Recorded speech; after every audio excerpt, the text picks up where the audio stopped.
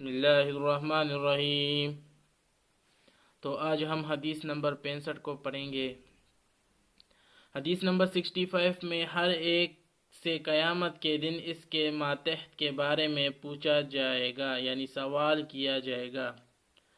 حدیث مبارک یہ ہے: الا کلکم راغ وکلکم مسئول عن رعیتہ، الا کلکم راغ وکلکم مسئول عن رعیتہ۔ ترجمہ: آگاہ رہو، تم میں سے ہر ایک نگہبان ہے اور ہر ایک سے اس کی ماتحت کے بارے میں قیامت کے دن سوال کیا جائے گا۔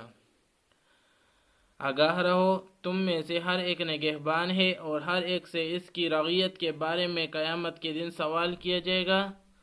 تشریح میں کچھ اس طرح مفہوم بیان کیا جا رہا ہے کہ اس حدیث میں مسلمانوں کی ایک اہم ذمہ داری کی طرف اشارہ فرمایا گیا ہے، اور وہ تبلیغ دین کی ذمہ داری ہے۔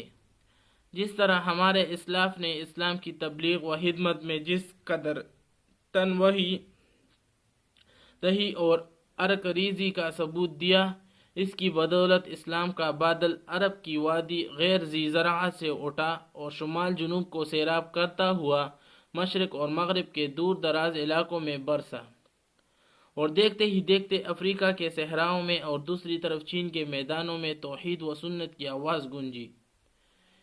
اسی پر بس نہیں بلکہ روما کے عظیم اوشان گرجوں، جرمنی کے فلک بوس عبادت خانوں اور انگلستان کے اعلی مرتبت کلیساؤں میں اللہ اکبر کے نعروں نے پادریوں کو لرزا دیا تھا۔